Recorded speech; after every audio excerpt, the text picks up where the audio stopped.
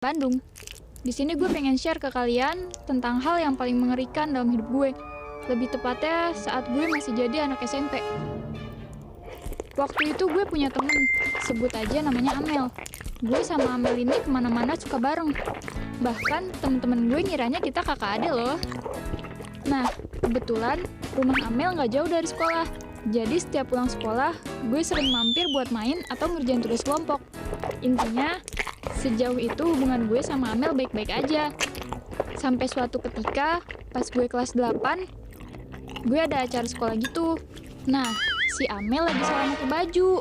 Alhasil, dia minta dianterin sama gue ke rumah buat ganti pakaian. Terus, pas di rumahnya kebetulan ada papanya. Selama ini, pas gue main kesana jarang banget sih ketemu papanya.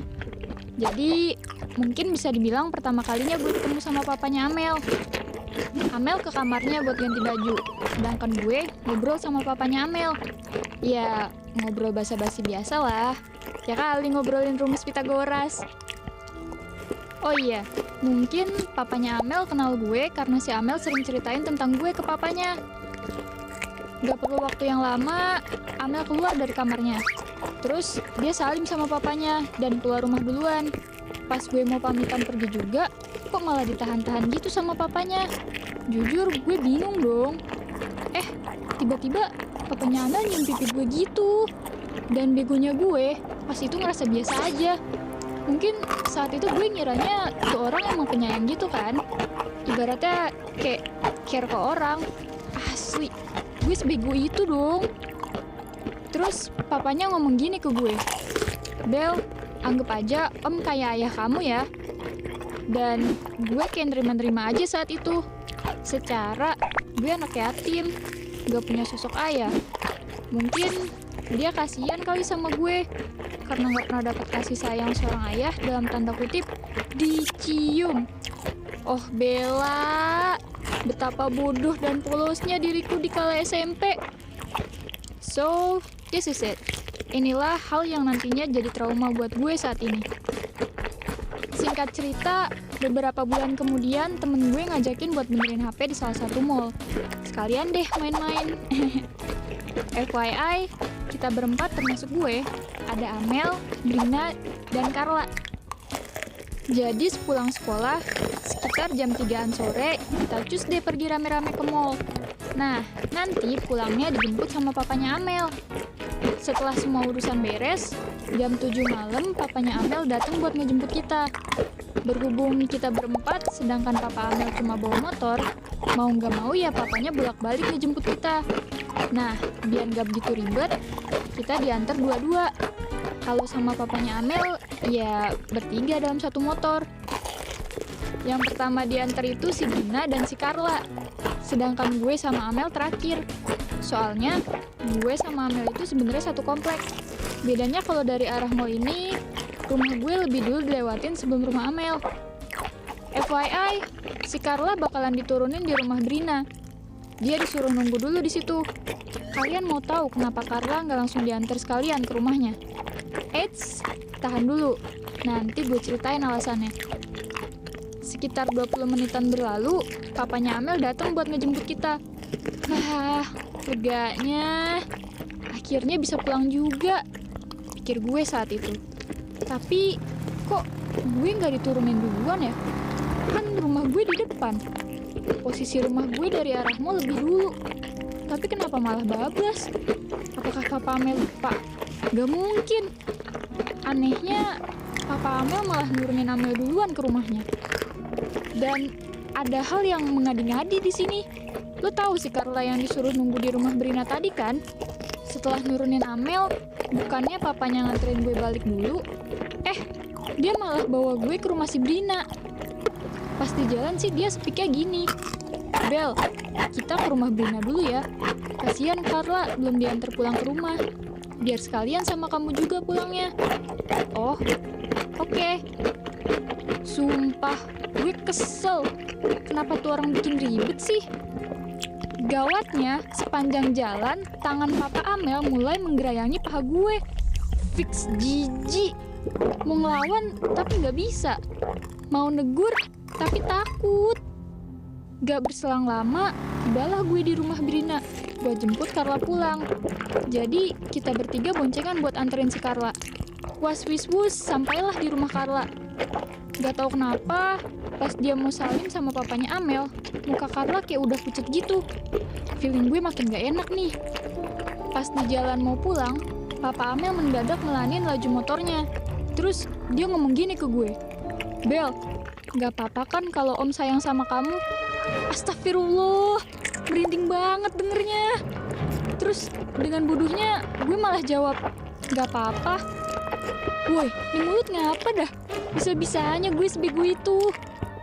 Abis itu dia nawarin gue buat beli makanan, tapi gue tolak dong.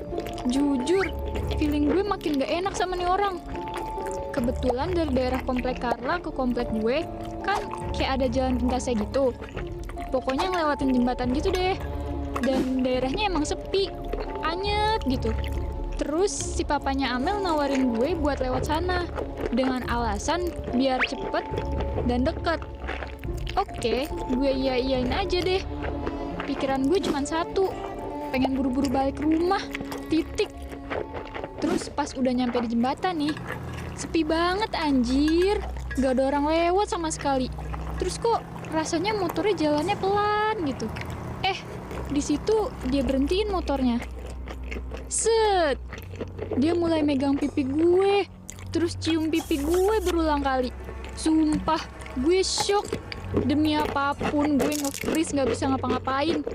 Buru-buru ngeberontak atau teriak. Pikiran gue mulai kacau, gak tahu kenapa. Sampai akhirnya ada orang yang lewat di jembatan ini. Terus dia gelagapan dan majuin motornya. Pas itu orang udah kagak ada, dia lanjut berhenti dan nyium gue lagi. Asli, pengen nangis. Terus dari kejauhan ada motor lagi yang mau lewat. Dan ternyata itu papanya temen gue. Di situ gue ngerasa aman untuk sementara waktu. Si om-om bejat ini gagal ngelanjutin aksinya. Soalnya dia diajak ngobrol sebentar sama papanya temen gue. Tapi setelah itu dia jalan duluan. Karena dia was-was ada yang lewat lagi apa enggak, papanya Amel mulai celingak-celinguk mastiin keadaan. Gue refleks ngambil HP dan pura-pura ditelepon sama nyokap. Iya, mah, iya. Bentar lagi ini kok. Ini masih di jalan. Dada sesek. Rasanya mau nangis meledak-ledak. Akhirnya dia nyalain motor dan mulai jalan. Pas mau sampai rumah, nih om-om bejat biadab nanyain gue dengan nada panik. Bel, kamu gak marah kan sama om? Gue cuma diem gak jawab apa-apa. Sampai rumah, gue lari tanpa pamitan atau salim. Masuk kamar dan nangis sejadi-jadinya. Hancur gue bener-bener hancur. Keesokan harinya, gue cerita sama Carla tentang papanya Amel. Tapi gak semuanya. Gak sampai kebagian di jembatan itu. Dan kalian tahu gak? Ternyata Carla juga dilecehin pas pulang bareng ke rumah Brina dong. Jadi pas di perjalanan ke rumah si Brina, si Carla itu dipegang-pegang sama om bejat ini. Iuh, jijik. Dan asal kalian tahu, dia sengaja nurunin Carla di rumah Brina demi melancarkan aksinya ke gue. Biar ada alasan nganterin gue paling terakhir. Sumpil nih om bejat, rapi banget rencananya. Gue bersyukur masih bisa lepas dari jerat nafsu bejatnya. Jujur, sampai sekarang gak ada yang tahu kejadian ini di jembatan itu. Cuma gue, Tuhan, si om bejat, dan para audiens GPC. Gue berharap jangan ada korban lagi kayak gue ini ya.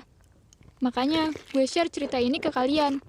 Dan asal kalian tahu, setiap kali pembagian rapot di sekolah, gue selalu takut misalkan ada papanya Amel. Pernah sesekali gue ketemu papanya Amel di jalan pas lagi pulang sekolah. Rasanya jantung ini langsung deg-degan gak karuan, keringet dingin, dan mau nangis gitu. Banyak di sekitar kita terjadi pelecehan seksual, entah berupa verbal yang sering dianggap enteng, hingga yang barbar gak ada otak kayak papanya Amel. Gue di sini berdiri untuk menyuarakan kebenaran. Seringkali di sekitar kita si korbanlah yang menjadi bulan-bulanan orang. Pria atau wanita, semuanya bisa jadi korban. Bahkan lo sekalipun. Hal ini dapat mengakibatkan trauma berkepanjangan, hingga susah mempercayai orang lain. Pesan gue, kalau lu ngerasa terancam, sebisa mungkin lu lawan rasa takut lu itu. Tapi kalau lu lagi di posisi tidak memungkinkan dan berbahaya, tunggu waktu yang tepat. Jangan lupa laporkan dan bercerita kepada orang yang tepat. Jangan beri ruang untuk pelaku pelecehan. Satu kata berjuta suara. Lawan! Terima kasih teman-teman setiap penonton GPC. Support dari kalian sangat berarti loh. Gak ada salahnya buat kalian buat berkontribusi dengan klik link di bawah ini. So, jangan lupa subscribe Gue Punya Cerita. Dah!